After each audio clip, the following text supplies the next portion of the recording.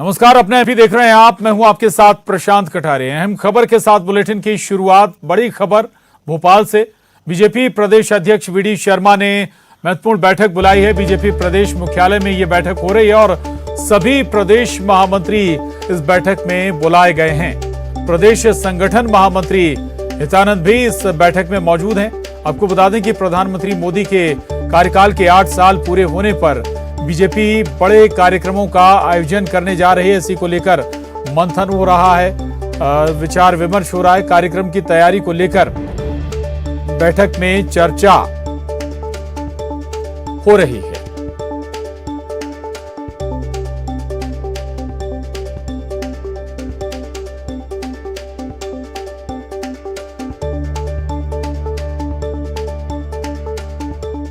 बैठक अध्यक्ष जी की एक नियमित प्रक्रिया है।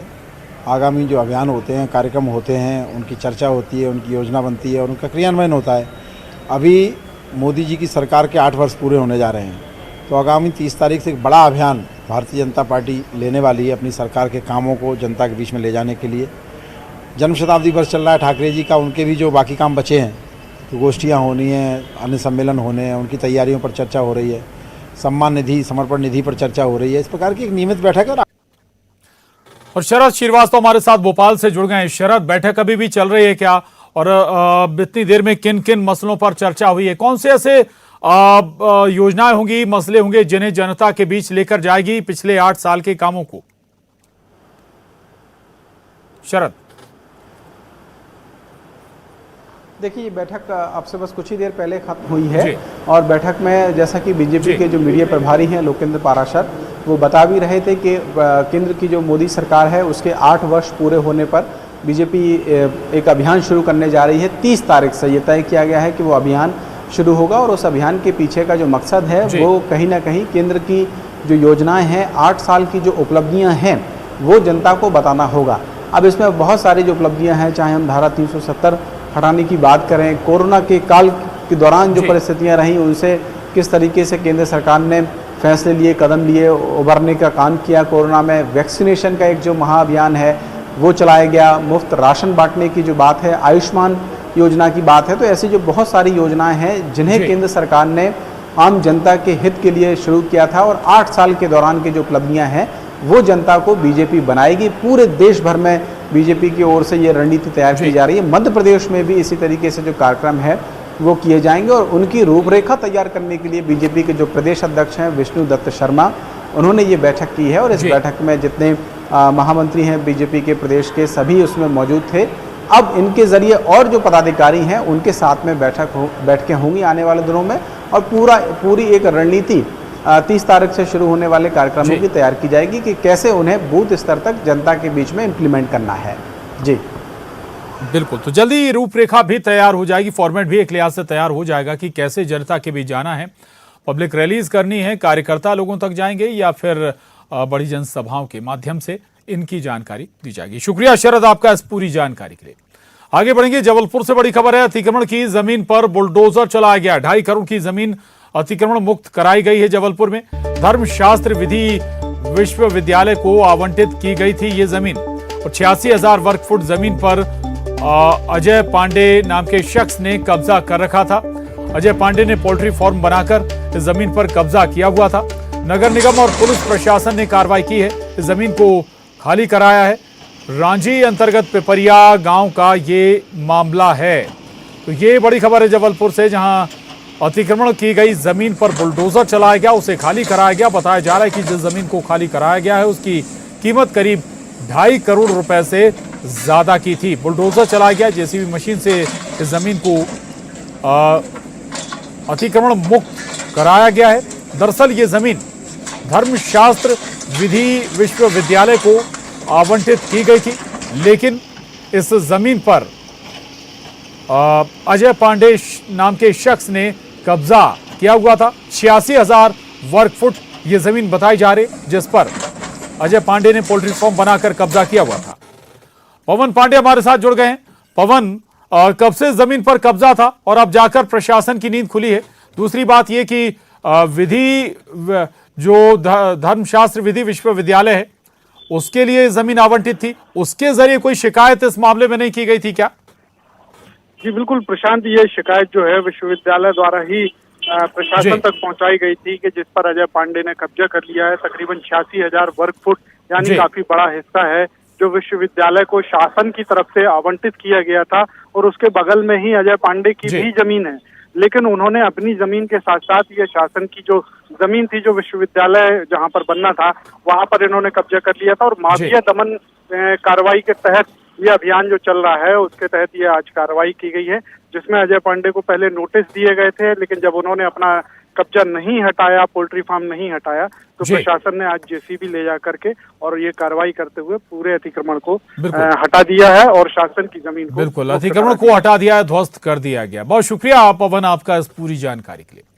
जबलपुर से बड़ी खबर है, दुष्कर्म के मामले में डीएनए सैंपल से छेड़छाड़ का मामला। हाईकोर्ट ने छिंदवाड़ा सिविल सर्जन, एसपी और एडीजीपी जबलपुर की भूमिका संदिग्ध मानी है। दुष्कर्म के आरोपी पुलिस आरक्षक को बचाने की कोशिश हुई है, ये कहा है हाईकोर्ट ने।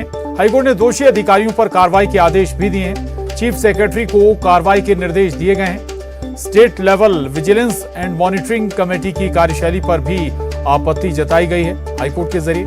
और आरोपी पुलिसकर्मी अजय साहू की जमानत याचिका भी रद्द कर दी गई है। आरोपी समेत मामले में जांचकर्ता अधिकारियों को दूर दराज करें ट्रांसफर, ये निर्देश भी हाईकोर्ट ने दिया है ताकि फिर किसी गवाह को ये प्रभावित ना कर पाए।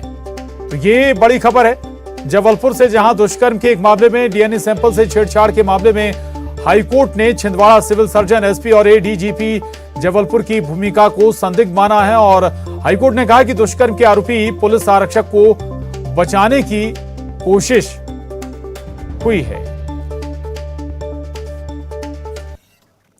भोपाल से बड़ी खबर है, ऊर्जा मंत्री प्रद्युम्न सिंह तोमर का बड़ा बयान। न्यूज 18 से एक्सक्लूसिव बातचीत में तोमर ने कहा, कहीं भी बिजली की कटौती नहीं है। प्रदेश में बिजली की बढ़ रही डिमांड की आपूर्ति हो रही है। गर्मी बढ़ने के साथ और डिमांड बढ़ने पर भी घोषित कटौती का कोई प्लान लागू करने से उन्होंने इनकार कर दिया है। बिजली संकट पर कांग्रेस के प्रदेश व्यापी आंदोलन के ऐलान पर प्रद्युम्न सिंह तोमर ने कहा कि महाराष्ट्र और राजस्थान में घोषित कटौती से हाहाकार मचा हुआ है। मध्य प्रदेश में इस तरीके की कटौती के हालात नहीं है। ट्रांसफार्मर जलने से कहीं कहीं बिजली गुल हो जाती है।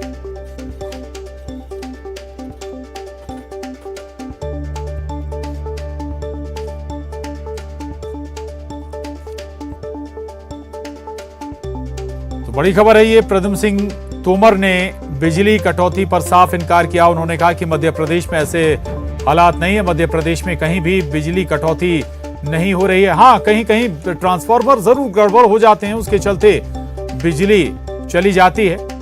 और महाराष्ट्र और राजस्थान का भी उन्होंने हवाला दे दिया कांग्रेस के प्रदेश व्यापी आंदोलन के मद्देनजर। कहा कि वहां पर लगातार घोषित कटौती हो रही है, हाहाकार मचा हुआ है, जबकि मध्य प्रदेश में ऐसे हालात नहीं है।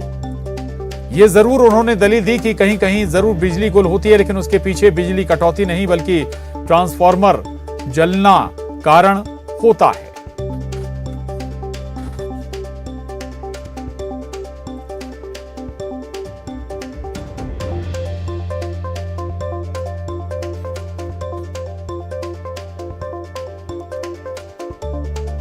चलिए एक बार फिर आपको बता देते हैं, दरअसल प्रद्युम्न सिंह तोमर बिजली मंत्री हैं और दरअसल कांग्रेस प्रदेश व्यापी आंदोलन बिजली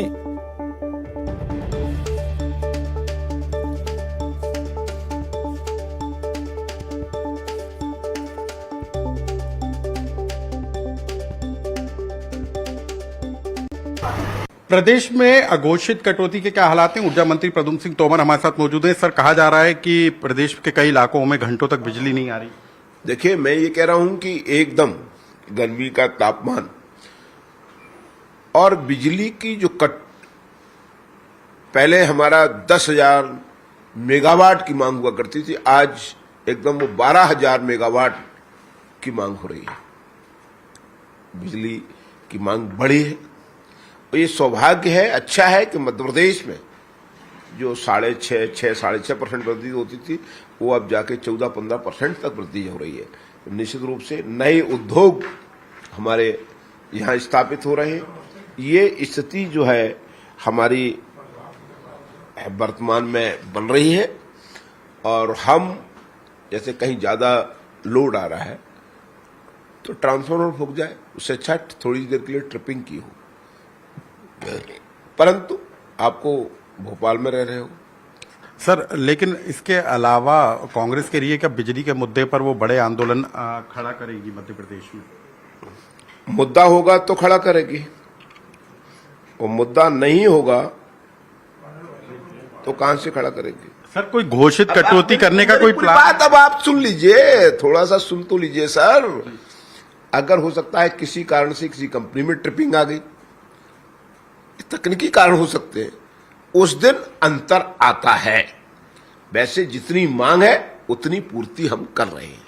सर, कोई भविष्य में कोई कटौती का प्लान तो नहीं है ना? अभी तो कोई नहीं है, आपूर्ति सुनिश्चित होगी। अभी तो आपूर्ति सुनिश्चित है। कैमरा पर्सन अजय तंवर के साथ अनुराग श्रीवास्तव, न्यूज 18 भोपाल। और अनुराग श्रीवास्तव हमारे साथ जुड़े हैं। अनुराग, आप भोपाल में रहते हैं, राजधानी में रहते हैं, छोटी छोटी कटौती बिजली की होती हैं, इससे इनकार नहीं किया जा सकता है, लेकिन जिस स्तर पर डिमांड बढ़ी है वो छोटी छोटी कटौतियां बहुत बड़ी नहीं कही जा सकती। वाकई में हालात ऐसे हैं क्या कि इस मसले को सियासी मुद्दा बनाया जा सके? देखिए प्रशांत, कांग्रेस इस मामले को सियासी मुद्दा जरूर बना रही है, लेकिन बिजली की आपूर्ति की हम बात करें तो 12,000 मेगावाट से ज्यादा बिजली की डिमांड निकल कर आ रही है। पिछले साल के मुकाबले 14% ज्यादा डिमांड इस बार निकल कर आई है। इस सीजन में 10,500-11,000 मेगावाट तक अमूमन डिमांड रहती है, लेकिन इस बार जिस तरीके से गर्मी पड़ रही है उसके कारण बिजली की डिमांड बढ़ गई है। ऊर्जा मंत्री का कहना है कि प्रदेश में उद्योग भी स्थापित हो रहे हैं, उसकी भी एक बड़ी वजह है कि बिजली की डिमांड में वृद्धि हो रही है। लेकिन बीते दिनों ऐसी कई तस्वीरें निकल कर आई जहां पर लोग इस बात की शिकायत कर रहे थे कि उनके यहाँ 6 से 8 घंटे तक बिजली की अघोषित कटौती की जा रही है। लेकिन आज ऊर्जा मंत्री प्रद्युम्न सिंह तोमर ने इस बात का दावा किया है कि कहीं पर भी घोषित या अघोषित रूप से बिजली की कटौती नहीं की जा रही है। लोड शेडिंग के कारण या फिर ट्रांसफार्मर जल जाने के कारण कहीं पर कुछ मिनटों के लिए बिजली गुल जरूर होती है, लेकिन मेंटेनेंस के बाद वहां पर भी आपूर्ति को सुनिश्चित कर दिया जाता है। तो सरकार इस बात का दावा जरूर कर रही है कि कहीं पर भी बिजली की अघोषित कटौती नहीं हो रही है। और कांग्रेस जिस तरीके से इसको मुद्दा बनाने में जुटी है, ऐसे में ऊर्जा मंत्री कह रहे हैं कि महाराष्ट्र और राजस्थान में घोषित तौर पर कटौती हो रही है, मध्य प्रदेश में उस तरीके के हालात नहीं है और आने वाले दिनों में भी घोषित कटौती करने की कोई तैयारी नहीं है। यानी कि सरकार अपनी तैयारियों को पुख्ता बता रही है, लेकिन ये भी साफ है कि कोयले की कमी के कारण, कोयला संकट होने के कारण जो थर्मल पावर प्लांट है वहां पर बिजली का उत्पादन उतनी क्षमता से नहीं हो रहा जितनी जरूरत है। तो कुल मिलाकर संकट है, लेकिन वो इस तरीके का संकट नहीं है कि कहीं बहुत बुरे हालात हो। इस तरीके का जिक्र ऊर्जा मंत्री करते हुए नजर आ रहे हैं। संकट जरूर है, कोयले का संकट भी, और वो जाहिर है कि उससे बिजली उत्पादन भी कम हुआ है और उसका कुछ असर जरूर नजर आता है, लेकिन बहुत बड़े संकट के तौर पर देखना शायद उचित नहीं होगा। अनुराग रहिएगा, आगे भी आपसे जुड़ेंगे। भोपाल से ये बड़ी खबर है, विधानसभा की कार्यवाही को बकवास बताने के मामले में कमलनाथ के बयान का आज परीक्षण होगा। विधानसभा स्पीकर गिरीश गौतम इसका परीक्षण करेंगे और कमलनाथ की विधानसभा को लेकर की गई टिप्पणी पर न्यूज 18 पर विधानसभा स्पीकर ने अपनी राय रखी है। संसदीय नियमों में अवमानना का यह मामला बनता है। पूरे मामले का आज परीक्षण होगा और परीक्षण के बाद आचरण समिति को मामला सौंप दिया जाएगा। आचरण समिति की रिपोर्ट पर इसके बाद कोई एक्शन होगा। विधानसभा की कार्रवाई को बकवास कहने के मामले में कांग्रेस विधायक कमलनाथ की मुश्किलें बढ़ सकती हैं। विधानसभा स्पीकर गिरीश गौतम जी हमारे साथ मौजूद हैं। सर, जो शिकायत मिली थी उसको लेकर अब तक क्या स्थिति है? 2 आवेदन मेरे पास आए हैं। एक भारतीय जनता पार्टी के प्रदेश अध्यक्ष माननीय वी.डी. शर्मा जी का आया है, एक हमारे माननीय सदस्य यशपाल सिंह सिसोदिया जी का आया है। दोनों ने कहा है कि जिस तरह से विधानसभा की कार्रवाइयों के बारे में कमलनाथ जी बोले हैं वो एक विधायक के आचरण के खिलाफ है और संसदीय परंपराओं के खिलाफ है, नैतिकता के खिलाफ है और संसद की अपमानना या विधानमंडलों की अवमानना का केस बनता है। वो दोनों आवेदन मुझे प्राप्त हुए, दोनों का संज्ञान लिया हमने। उसमें भी जो विधि सम्मत संवैधानिक जो कार्रवाई होगी आज ही मैं उसका परीक्षण करने जा रहा हूँ। क्या हो सकता है वैधानिक कार्रवाई, वो करूंगा उसमें। सर, विधानसभा के बाहर यदि विधानसभा की कार्रवाई को लेकर कोई टिप्पणी की जाती है तो क्या ये अवमानना का मामला बनता है? हाँ, दोनों बनता है। तो विधानसभा स्पीकर को सुन रहे थे आप। अनुराग हमारे साथ इस खबर पर भी बने हुए हैं। अनुराग, जब पीसीसी चीफ कमलनाथ ने यह बयान दिया तो वो केवल विधायक नहीं बल्कि नेता विपक्ष की भूमिका में भी थे, भले उन्होंने विधानसभा के बाहर बयान दिया हो। और जैसा कि आप बात भी कर रहे थे स्पीकर से, लग रहा है कि परेशानियां बढ़ सकती हैं कमलनाथ की। बिल्कुल, देखिए, आज विधानसभा स्पीकर से जो हमने इस पूरे मामले को लेकर जानकारी चाही, उसमें उन्होंने नियम प्रक्रियाओं का हवाला देते हुए इस बात का दावा किया है कि यदि विधानसभा के बाहर भी कोई सदस्य विधानसभा की गरिमा को ठेस पहुंचाने या अवमानना का काम करता है तो निश्चित तौर पर उसके खिलाफ भी कार्रवाई बनती है। लेकिन अब इस पूरे मामले को लेकर परीक्षण किया जा रहा है और यदि जरूरत पड़ी तो इस पूरे मामले को आचरण समिति को भी सौंपा जाएगा और उसकी जो अनुशंसा और रिपोर्ट आएगी उसके आधार पर अगला कदम उठाया जाएगा। तो जो जिक्र विधानसभा स्पीकर गिरीश गौतम कर रहे हैं उसके तहत जो है कांग्रेस विधायक कमलनाथ की मुश्किलें बढ़ती हुई साफ तौर पर नजर आ रही हैं। नियम प्रक्रियाओं के तहत इस बात का प्रावधान है कि यदि विधानसभा की कार्रवाई को बकवास कहने का जो मामला है उसमें कहीं ना कहीं जो है कमलनाथ जो है कहीं ना कहीं घिरते हुए जरूर नजर आ रहे हैं। हालांकि विधानसभा स्पीकर इस पूरे मामले का परीक्षण कर रहे हैं और उसके बाद उनका क्या अगला कदम होगा इसी पर अब नजरें टिकी होंगी। जी, शुक्रिया अनुराग इस पूरी जानकारी के लिए। और अब खबर सिवनी से। सिवनी के सिमरिया गांव में 2 लोगों की पीट कर हत्या करने के मामले में पुलिस ने 13 आरोपियों को गिरफ्तार किया है। मृतकों का अंतिम संस्कार कर दिया गया है। केंद्रीय इस्पात राज्य मंत्री ने मामले में जानकारी देते हुए बताया कि दोनों ही मृतकों के परिजनों को 8,25,000 की आर्थिक सहायता दी जा रही है। साथ ही परिवार के एक सदस्य को दैनिक वेतनभोगी कर्मचारी की नौकरी दी गई है। वहीं डीएसपी रैंक के अधिकारी मामले की जांच कर रहे हैं। परिवारों को चतुर्थ श्रेणी में नौकरी देने का शासन की ओर से फैसला हुआ। प्रशासन ने उनको दोनों परिवार के एक बेटा एक बेटी को नौकरी देने का आदेश दिया और जो प्रावधान है जैसे पूरे इस प्रकार की घटनाएं अगर कोई घटती है तो उनमें से 8,25,000 रुपये स्वीकृत किए गए हैं। उनमें से 50% उनको पेमेंट किया गया है। बाकी जो शेष है वो बाद में पेमेंट किया जाएगा। ऐसे दोनों घटनाओं का अलग अलग 8,25,000 8,25,000 ऐसे दोनों जो मृतक उनके परिवारजनों को आदि। वहीं सिवनी मॉब लिंचिंग पर मंत्री विश्वास सारंग ने कहा कि कांग्रेस ने जांच दल बनाकर मामले में सियासत शुरू कर दी। इस तरीके की घटनाओं का राजनीतिकरण ठीक नहीं। देखिए, मेरा ऐसा मानना है कि किसी भी विषय पर राजनीतिकरण करना बहुत ही आपत्तिजनक है और कांग्रेस हर विषय पर राजनीतिकरण करती है। मुझे नहीं लगता है कि किसी तरह राजनीति ऐसे मुद्दों पर की जानी चाहिए। और न्यूज 18 की ये एक्सक्लूसिव खबर है। बीजेपी विधायक राहुल सिंह लोधी को भोपाल तलब किया गया है। बीजेपी प्रदेश कार्यालय में राहुल सिंह लोधी को तलब किया गया है। प्रदेश अध्यक्ष वी डी शर्मा ने उन्हें तलब किया है, बुलाया है। खरगापुर से बीजेपी विधायक हैं राहुल सिंह लोधी। 108 एम्बुलेंस सेवा को हरी झंडी दिखाने को लेकर यह विवाद हुआ था। टीकमगढ़ विधायक राकेश गिरी पर सवाल उठाए थे राहुल लोधी ने। तो ये बड़ी खबर है, न्यूज 18 की एक्सक्लूसिव खबर है ये। बीजेपी विधायक राहुल सिंह लोधी भोपाल तलब किए गए हैं और बीजेपी प्रदेश कार्यालय में प्रदेश बीजेपी अध्यक्ष वी डी शर्मा ने उन्हें तलब किया है।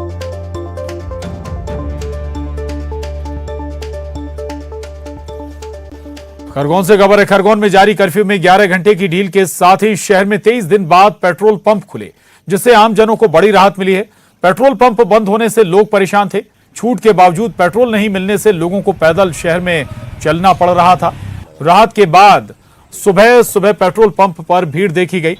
न्यूज 18 ने पेट्रोल पंप का जायजा लिया, जिसमें लोगों ने राहत मिलने की बात कही है। प्रशासन ने आज बड़ी राहत दी है। कर्फ्यू में जिस प्रकार से 11 घंटे की छूट दी गई, आज पहली बार 23वें दिन के बाद 24वें दिन पेट्रोल पंप खुले हैं और लोग पेट्रोल भराने पहुंच रहे हैं। हमारे साथ लोग मौजूद हैं। सर, किस प्रकार की राहत मानते हैं आप ये? सर, बहुत अच्छी राहत है। कम से कम दिन के टाइम में जो अपना जो पुराना माहौल था, अपन घर में कैद थे, उससे थोड़ा आज़ाद हुए। आदमी रोजमर्रा की जो अपनी दिनचर्या उसको निभाएगा। मैं खुद अभी हॉस्पिटल आया था, मेरे को हॉस्पिटल पिछले 2 दिन आने में बहुत दिक्कत है। मेरे साले की डिलीवरी हुई थी, लेकिन पेट्रोल पंप आज खुले पहली बार। नहीं, ये सर बहुत अच्छी बात है। 23 दिन बाद आज पेट्रोल अपने खरगोन पे मिल रहा है, ये बहुत अच्छी बात है, सुकून है। अपने को ज़्यादा दूर नहीं जाना पड़ेगा, ये अच्छी प्रयास है गवर्नमेंट का। और हम चाहते हैं कि अगले दिनों, आने वाले दिनों में वापस खरगोन अपनी पुरानी राह पर लौट आए, वही अमन चैन भाईचारा कायम रहे, ये उम्मीद करते हैं। लोग भाईचारे की बात कर रहे हैं, पेट्रोल भराने पहुंच रहे हैं, आप क्या महसूस करते हैं? पेट्रोल पंप पे पहुंचे हैं, आज राहत मिली, क्या कहना चाहेंगे? भैया पेट्रोल ही नहीं मिल रहे थे, ऐसे घर पे गाड़ी खड़ी करी थी, पैदल घूम रहे थे, मतलब घर से बाहर नहीं निकलते, बीमार हुए वो उससे भी नहीं निकल पाए थे। गाड़ी नहीं तो जाए कैसे, अंदर के अंदर रहे। तो लोग बड़ी राहत मान रहे हैं। लोगों का कहना है कि पेट्रोल पंप बंद थे, उसके वजह से जो है घर से बाहर नहीं निकल पा रहे थे, पैदल तक आना पड़ता था, और इस दौरान मरीज भी परेशान हो रहे थे। आशुतोष पुरोहित, न्यूज 18 खरगोन। और रतलाम सब्जी मंडी में खुदरा सब्जी विक्रेताओं ने जमकर हंगामा किया और सड़क पर सब्जी फेंककर विरोध जताया। दरअसल खुदरा सब्जी बेचने वालों ने आरोप लगाया कि मंडी में बिना परिचय पत्र वालों को भी रिटेल में सब्जी बेची जा रही है, जिससे उनका कारोबार प्रभावित हो रहा है। वहीं हंगामे की सूचना मिलने पर स्टेशन रोड थाना पुलिस और प्रशासन के अधिकारी भी मौके पर पहुंचे और व्यापारियों को समझा बुझाकर मामला शांत करवाया।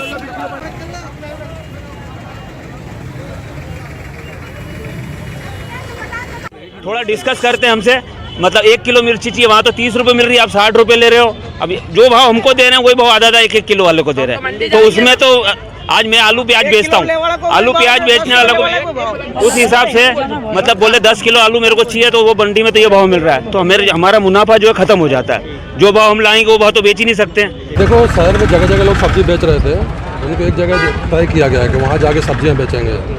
इसी बात का विरोध था कि मंडी से भी फुटकर नहीं बिके। हमें प्रयास करेंगे मंडी से किसान और थोक व्यापारियों के बीच व्यापार हो, फुटकर बिल्कुल नहीं बिकेगा। इन सभी जो फुटकर व्यापारी थे जगह जगह शहर में बैठते थे, इनको 4 जगह नगर निगम में चिन्हित किए हैं, वहीं जाके बेचना पड़ेगा। और ग्वालियर से बड़ी खबर है, बारातियों ने युवक को पीटा है। डबरा के चिनौर रोड पर यह घटना घटी है। बारातियों ने लात घूंसों और बेल्ट से एक युवक की जमकर पिटाई कर दी। सड़क पर नाच रहे बारातियों से युवक टकरा गया था। युवक से मारपीट का वीडियो वायरल हुआ है। पुलिस के पास शिकायत अभी तक नहीं पहुंची है। तो ये बड़ी खबर है। ग्वालियर से ये तस्वीरें देख रहे हैं आप, जहां बारातियों ने एक युवक की बुरी तरह से पिटाई कर दी। डबरा के चिनौर रोड पर यह घटना घटी है। बताया जा रहा है कि बारातियों ने लात घूंसों और बेल्ट से इस युवक को बेरहमी से पीटा।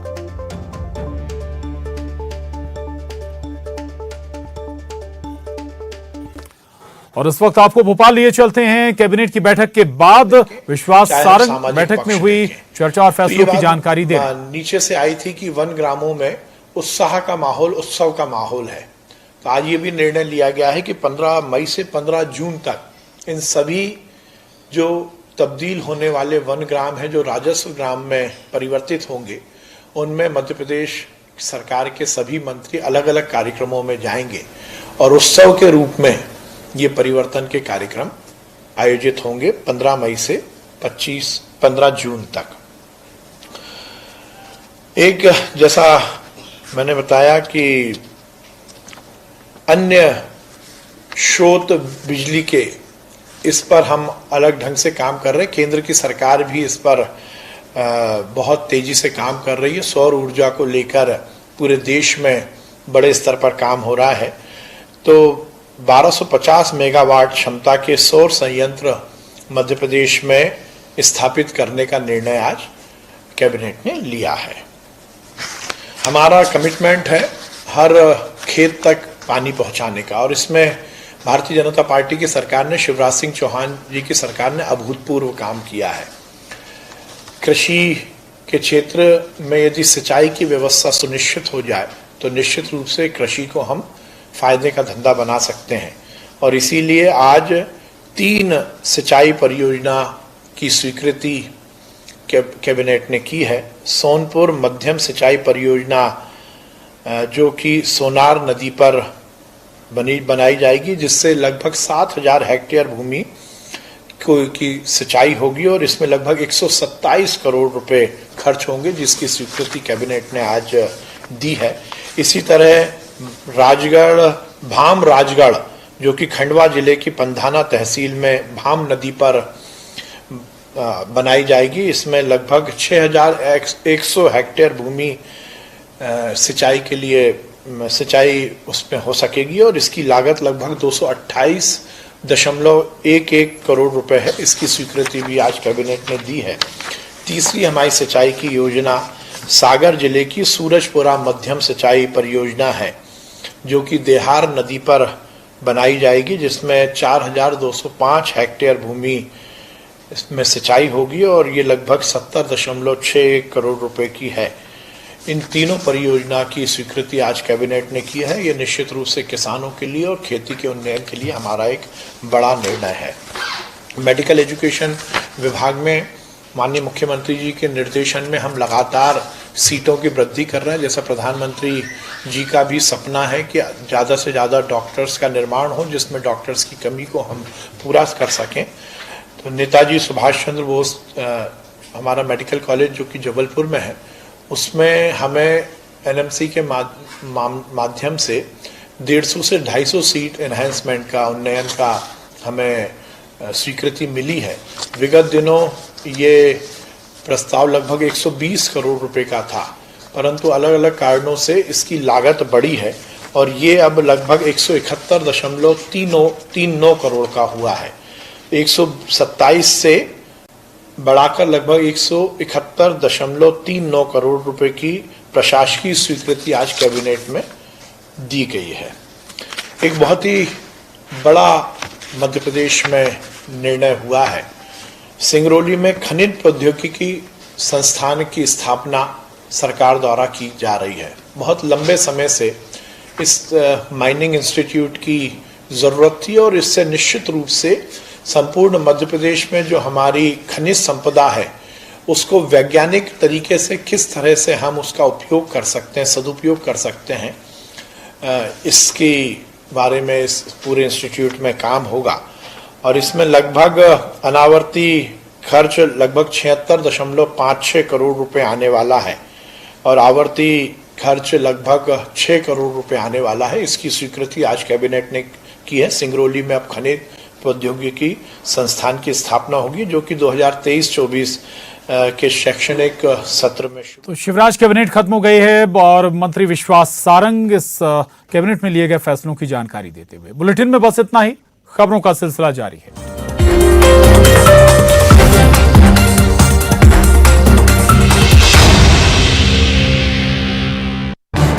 इस न्यूज हेडलाइंस के प्रायोजक पेट सफा